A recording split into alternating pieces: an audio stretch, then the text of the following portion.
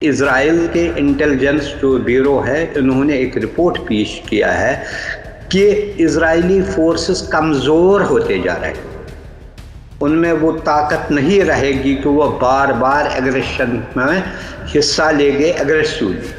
वहाँ पर वीकनेसेस आ रहे हैं उनके सिस्टम में। फ़लस्तीनियों का मसला वहाँ है ही। उसमें जो इंटेंसिफिकेशन ये लाना चाहती है, इनको ये शायद ख़्याल है इससे विद इन द गवर्नमेंट जो इस वक्त क्राइसिस है, इसमें कमी आ जाएगी, लेकिन वो नहीं होता है। 2 दिन पहले भी लोगों ने वहाँ पर प्रोटेस्ट किए।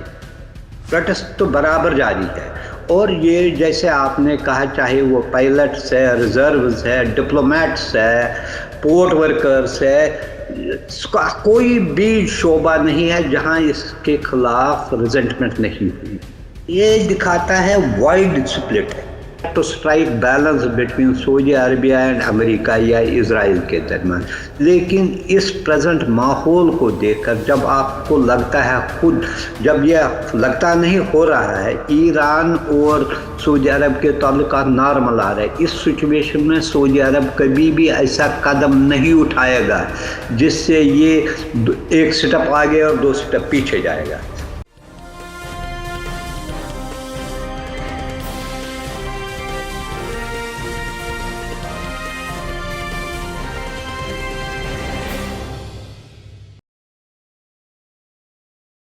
हेलो, नमस्कार, आदाब, सत श्री अकाल और अस्सलाम वालेकुम। मैं हूं मोहम्मद अहमद काज़मी, लेकर आया हूं आपका पसंदीदा कार्यक्रम आपके रूबरू। इस कार्यक्रम के जरिए हम कुछ खबरों पर चर्चा करते हैं और कुछ जानकार लोगों से मुलाकात कराते हैं ताकि खबरों की गहराई तक पहुंचाया जा सके। इस वक्त मिडिल ईस्ट में बहुत ही अहम डेवलपमेंट्स हो रहे हैं, वाकयात हो रहे हैं। एक तो ये कि मस्जिद अल अक्सा पर शिद्दत पसंद यहूदियों ने हमला किया, उसके फौरन बाद गजा की तरफ से कुछ रॉकेट हमले हुए इजराइल के खिलाफ, और फिर जवाबी कार्रवाई इजराइल ने यह कहते हुए की है कि हमला तो जिहाद इस्लामी ने किया है, लेकिन हमास चूंकि वहां हुकूमत चलाते हैं इसलिए उसके वो जिम्मेदार हैं, इसलिए उन्होंने उन्हीं के हथियारों के गोदाम और फैक्ट्री पर उनके मुताबिक हमले किए हैं। ये एक बहुत बड़ा वाकया है। इसके अलावा इस बार ईरान और सऊदी अरब दोनों ने मस्जिद अल अक्सा पर होने वाले हमले की मजम्मत की है। आपको मैं बता दूं कि ईरान और सऊदी अरब के ताल्लुकात अब बेहतर होते जा रहे हैं और दोनों मुल्कों के फॉरेन मिनिस्टर्स कल मिलने वाले हैं बीजिंग में।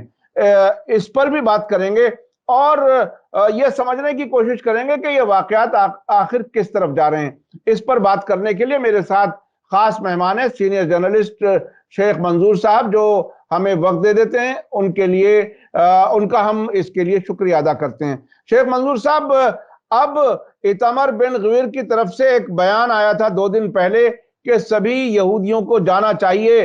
उनके मुताबिक टेंपल माउंट पर पासओवर का त्यौहार, कल त्यौहार की शुरुआत हुई और हंगामे शुरू हो गए। ऐसा लग रहा है कि मई 2021 की तरह के कुछ हालात बन सकते हैं इजराइल फिलिस्तीन के बीच में, यानी गजा और इजराइल के बीच में टकराव के हालात बनते जा रहे हैं। आप कैसे देख रहे हैं? देखिए, जो हालात पिछले 2-3 महीनों से बहुत खराब हो रहे हैं, उसमें कई रीजंस है। इसमें एक इजराइल के अंदर जो खलफशार चल रहा है, जो वहाँ पर विद इन द गवर्नमेंट जो है बहुत हंगामे हो रहे हैं, खासकर जुडिशल रिफॉर्म्स के बारे में, वो एक संगीन सूरत हाल इख्तियार कर दी है। इस वजह से जो प्रेजेंट गवर्नमेंट है वो उसका भी शिकार है। दूसरी तरफ इजराइल गवर्नमेंट, इजराइल जो एज ए स्टेट इटसेल्फ जो है रीजन में अलग थलग नजर आ रही थी। जो कंट्री पिछले कई सालों से उनके जो ताल्लुकात बने थे बहुत सारे अरब मुल्कों के साथ, जिसमें प्रेसिडेंट ट्रंप ने बहुत बड़ा इम्पोर्टेंट रोल अदा किया, अब धीरे धीरे इनके इजराइल के रवैये से नाखुश है और उनको फर्दर बढ़ाने के जो उनकी कोशिश थी वो फिलहाल रुक गई है। ये भी उनको फ्रस्ट्रेशन है।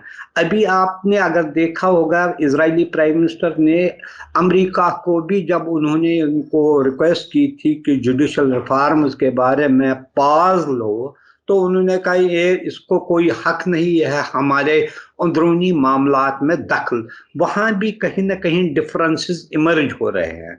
हालांकि ये सबों को पता है कि इजराइल अमेरिका और वेस्टर्न कंट्रीज के बलबूते पर ही वहां खड़ा है, उसकी जो है शिनाख्त जो है इन्होंने वहां पर कायम की, अगर आप देखेंगे।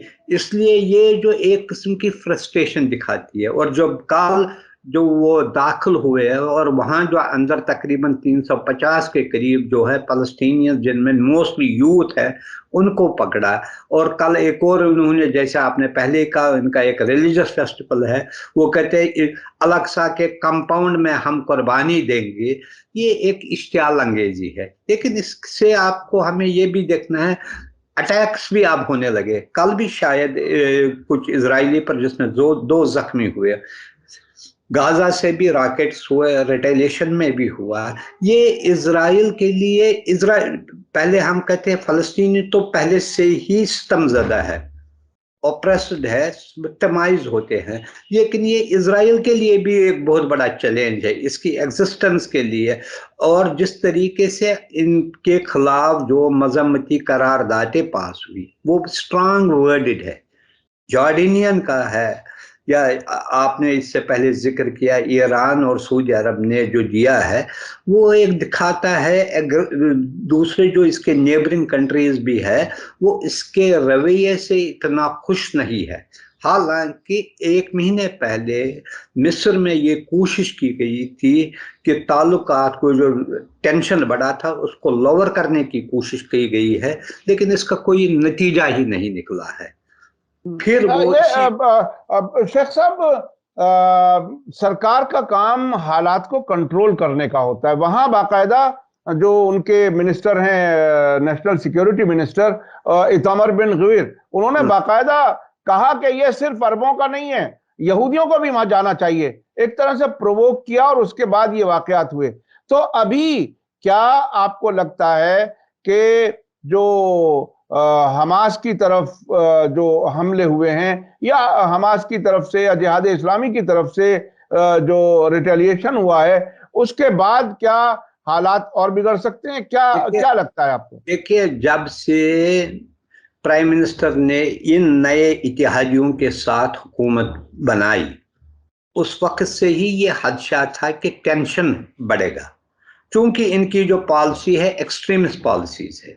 ये किसी भी तरीके से सेटल, ये फ़लस्तीनियंस के बारे में इनका जो स्टैंड है बहुत एग्रेसिव स्टैंड है। लेकिन इसके साथ ही आज हमने एक रिपोर्ट पढ़ी है जिसमें इजराइल के इंटेलिजेंस जो ब्यूरो है, उन्होंने एक रिपोर्ट पेश किया है कि इजरायली फोर्सेस कमज़ोर होते जा रहे हैं, उनमें वो ताकत नहीं रहेगी कि वो बार बार एग्रेशन में हिस्सा लेंगे एग्रेसिवली। वहाँ पर वीकनेस आ रहे हैं उनके सिस्टम में। अगर ये एक किस्म की फ्रस्ट्रेशन दिखा रहा है, इनके जो मिलिट्री सेटअप में एक किस्म की फ्रस्ट्रेशन, आए दिन उनको या रेड्स करने पड़ते हैं या रॉकेट्स फेंकने पड़ते हैं, या जो राइट विंग लोग हैं इनके साथ मस्जिद अक्सा या दूसरे रिलीजियस प्लेसेस में, चाहे वो हज़रत यूसुफ का टॉम्ब हो, चाहे अल खलील मॉस्क हो या कहीं और, वहाँ पर जाना पड़ता है। वो दिखाते हैं उनमें भी एक किस्म के वो टायर्ड हो गए हैं इस सिस्टम से। ये एक बड़ा जो रिपोर्ट आई है वो दिखाता है कि Israel all is not well with in the security apparatus of Israel. जो वो दिखाता है वो नहीं है, उसके अंदर नीचे जो है बहुत सारी खामियां और कमजोरियां हैं। ये हमने देखा भी जब अटैक्स वापस हुए रिटेलिएशन में फ़लस्तीनियों ने वहां पर किए, जिसमें कई सारे इजरायली भी मारे गए। वो दिखाता है इससे एक खौफ हिरास और टेंशन का माहौल पैदा हुआ।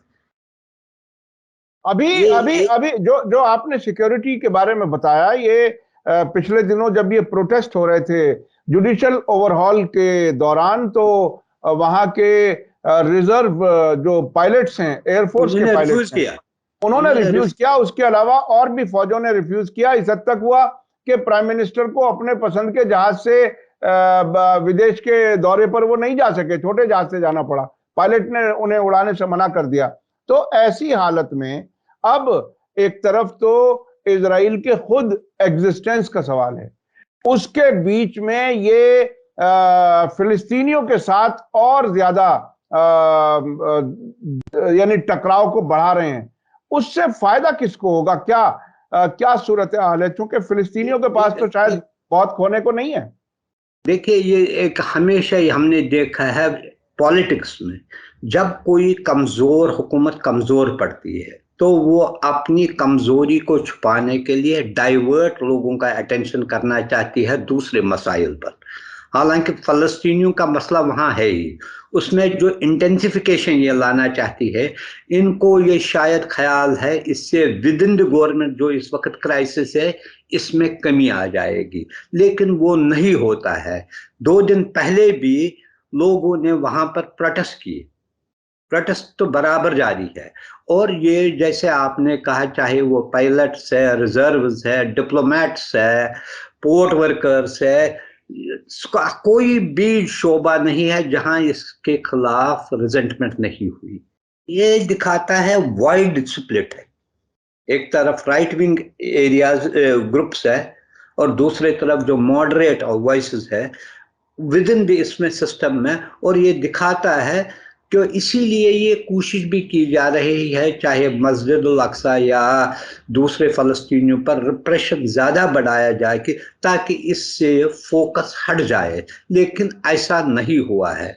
इसके अलावा जो खुद इजराइल के लिए नई प्रॉब्लम शुरू हो रहे हैं या हो गए हैं, उसमें जो इजराइल, ईरान और सऊदी अरब के दरमियान जो डिप्लोमेटिक रिलेशंस कायम हुए, इसके अलावा ईरान ने कल ही यूएई के लिए अपना नया सफीर नामजद किया है और विद इन डेज वो अपना खाना खोलेगी वहां पर।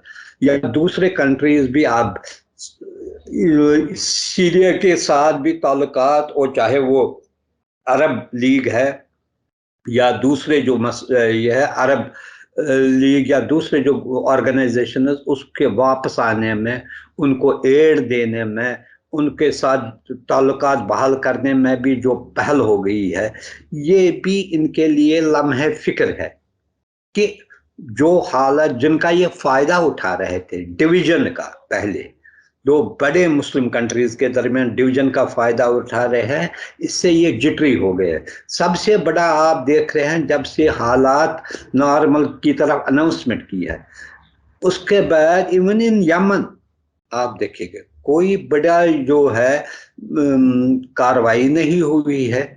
आज मैं एक देख रहा था रिपोर्ट जिसमें ये भी कह रहे थे वहां पर अब माइन क्लियरिंग स्क्वाड्स भेजे गए, जिसका मतलब है सिचुएशन इज गेटिंग स्टेबलाइज्ड। और जो आप कहते हैं ये इजराइल के लिए ठीक नहीं है, इसको ये सोचना चाहिए था, इसकी हुकूमत को प्रैग्मेटिक होना चाहिए। कब तक वो इसकी सिर्फ वार पर ही तुले रहेगा, सिर्फ रिप्रेशन पर ही रहेगा।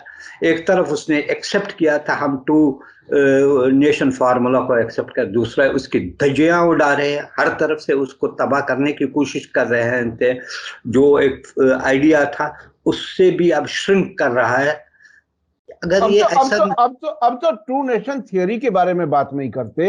मस्जिद अल अक्सा के जो वक्फ का मुतवल्ली बनाया गया था जॉर्डन के बादशाह को, उसको भी अब वो एक्सेप्ट नहीं करते। अब तो वो बहुत ज्यादा तेजी से आगे बढ़ने की बात कर रहे हैं। अभी इतमर बिन गवील के एक प्रपोजल पर, जिसमें वो एक प्राइवेट आर्मी बनाने की तैयारी है नेशनल गार्ड के तौर पर, उसको भी पार्लियामेंट ने उसे पास कर दिया है। तो ये इस शिद्दत को बढ़ाते रहने से मुझे एक कल ही ईरान के सुप्रीम लीडर आयतुल्लाह खामेनेई ने, जिन्होंने 2015 में कहा था कि 25 साल इजराइल नहीं देखेगा आने वाले वक्त में, अब उनका नया बयान आया है कि नहीं, अब वो और हेस्टन हो जाएगा, आगे बहुत तेजी से शायद तबाह हो जाएगा। तो ये क्या खुद यहूदी, खुद हार्ड लाइन जो जीविश लॉबी है, क्या वो खुद अपने मुल्क को ही तबाह कर लेंगे इस तरह से? देखिए, जब यही होता है, अगर आप एक प्राइवेट आर्मी खड़ा करोगे जो ऑर्गेनाइज नहीं होगा, जो गवर्नमेंट के मातहत नहीं होगा, तो क्या होता है, फिर वो लॉलेसनेस बढ़ेगी। उसका ये रोल होता है, जैसे इसने पहले भी कहा था हुकूमत ने कि अगर कहीं किलिंग होगी अकाउंटेबिलिटी नहीं होगी, कि कैसे मारे। ये एक किस्म का ऐसे ही उनको लाइसेंस दे रहे हैं, लाइसेंस टू किल जो मसला है। इससे एनार्की फैलने का खतरा है। और ये जो मैसिव प्रोटेस्ट हुए हैं और पिछले 3 साल के दौरान इतने इलेक्शंस हुए हैं, ये इकोनॉमी इंस्टेबिलिटी, पॉलिटिकल इंस्टेबिलिटी तो है ही, इसके अलावा सिक्योरिटी इश्यूज पर भी जो अब आए दिन विद इन इजराइल के जो इलाके हैं, चाहे वो हैफा है, टेल अवीव है या जेरूसलम के कुछ पार्ट्स जहां पर इन्होंने हमले होते हैं, तो लोग जो बाहर से आते हैं वो भी डर रहे हैं, वो भी उससे भी उसका भी असर पड़ता है। जो एक ये इसको पिलग्रिम टूरिज्म के लिए जेरूसलम माना जाता था, लेकिन लोग घबराए जाएंगे। और दूसरी तरफ जो इनको लग रहा है, ये अल्टीमेटली एक फ्रस्ट्रेशन, पॉलिटिकल फ्रस्ट्रेशन है, जिससे वो नहीं, उनको समझ में नहीं आता तो हाउ टू हैंडल इट। अभी कुछ ताजा रिपोर्टें ऐसी भी रिपोर्टें आई हैं कि एक सर्वे कई बार आ चुके हैं, प्राइवेट टूर ऑपरेटर्स के भी आंकड़े सामने आए हैं कि अब बहुत से इजरायली दूसरे मुल्कों में जाने के लिए जाकर के बसने की तैयारी कर रहे हैं, ऐसी रिपोर्टें भी आ रही हैं। अच्छा, मैं चलता हूं ईरान और सऊदी अरब के बीच में जो कुछ होने वाला है। अभी जब हमारी आपकी बात हो रही है, कल यानी 6 अप्रैल को बीजिंग में ईरान और सऊदी अरब के फॉरेन मिनिस्टर्स मिल रहे हैं और सऊदी अरब ने ईरान के प्रेसिडेंट को इनवाइट किया, ईरान ने सऊदी अरब के बादशाह को इनवाइट किया है। उस तेजी से वो आगे बढ़ रहे हैं। अब आपको क्या लगता है आने वाले दिनों में क्या कुछ हो सकता है, क्या होगा? देखिए, हमने पहले भी इसके बारे में ये कहा, ये जो डिप्लोमेसी जो है, मीडिएशन का, ये सबसे बड़ी ग्रेटेस्ट अचीवमेंट है इन रीसेंट ईयर्स। क्योंकि जब चाइना ने ये मीडिएशन की, पहले इसको सीक्रेट रखा गया, क्योंकि ये नहीं है कि सिर्फ 4 दिन वो वहां पर रहे, national security advisers of 2 country, इसकी स्पेड वर्क की होगी।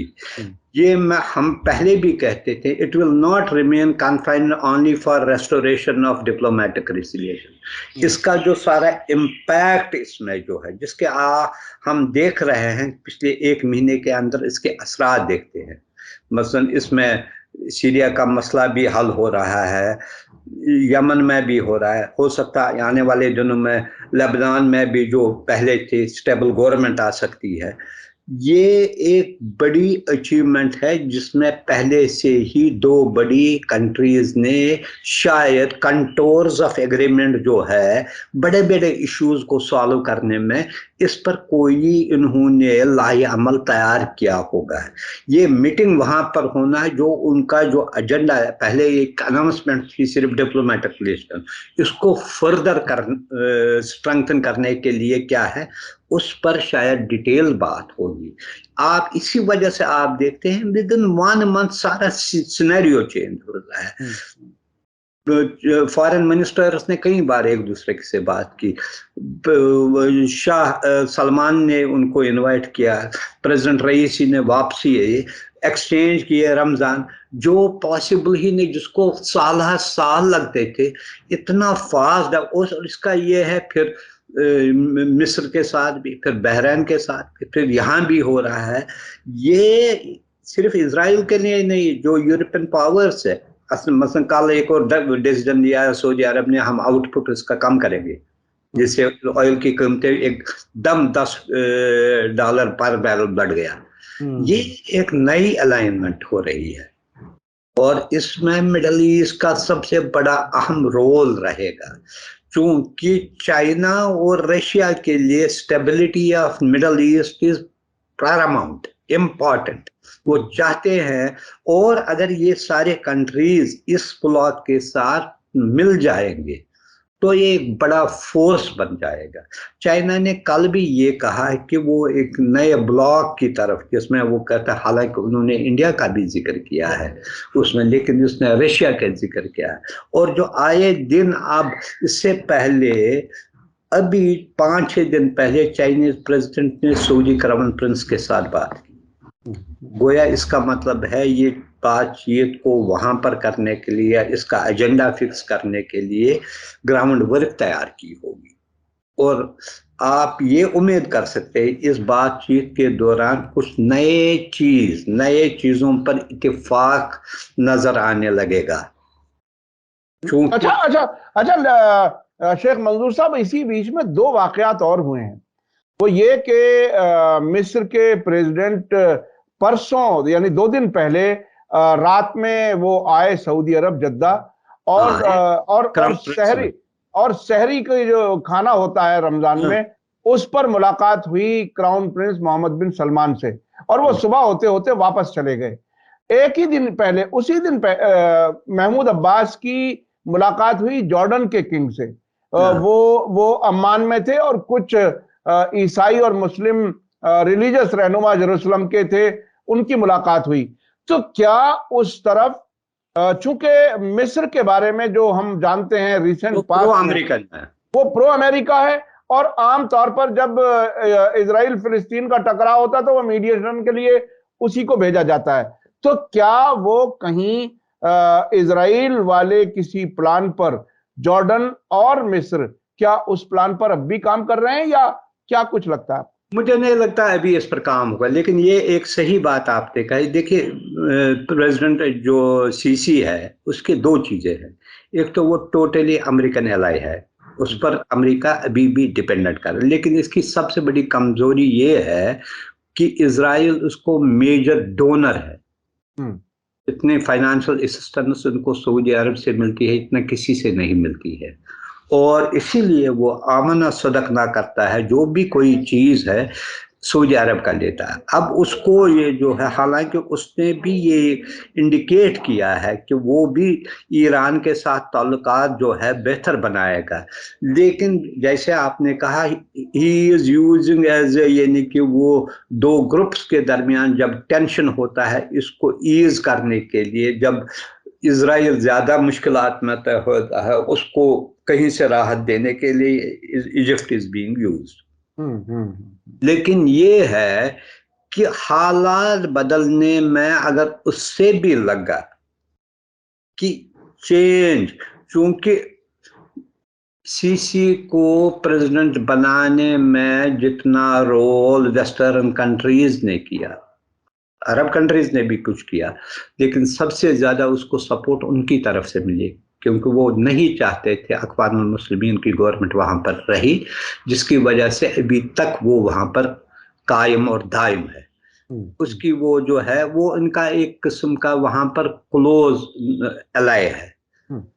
लेकिन साथ साथ उसको जो है लोकल डायनेमिक्स भी देखना है पॉलिटिक्स का।